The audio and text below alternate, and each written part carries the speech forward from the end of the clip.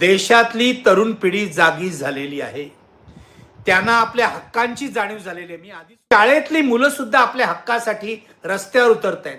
कुठेतरी शाळेत शिक्षक नाहीये, कुठेतरी शाळेतली टॉयलेट बरोबर नाहीये, कुठेतरी शाळेमध्ये पाणी नाहीये, कुठेतरी शाळेची इमारत धड स्थितीमध्ये नाहीये. मुलं रस्त्यावर उतरून जे कोणी जबाबदार अधिकारी आहेत किंवा प्रशासन आहेत त्याला जाब विचारत आहेत.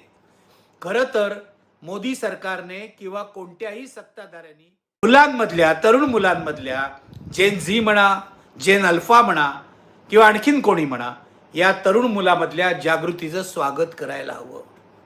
पण प्रश्न विचारणारी तरुण मुलं संघ परिवाराला आवडत नाहीत, कारण संघ परिवारामध्ये प्रश्न विचारण्याचीच पद्धत नाही. आदेश आला की तो पाळायचा, निर्बुद्धपणे पाळायचा. म्हणून नरेंद्र मोदी दिमागी नक्षल असं म्हणतात. त्यांना असं वाटतंय की मेंदूचा वापर करणारा प्रत्येक जण हा नक्षलवादी आहे. बहुतेक मेंदूचा वापर न करणारा प्रत्येक जण संघी आहे, असाही त्यांचा समज असेल. म्हणून ते दिमागी नक्षल असं म्हणताहेत.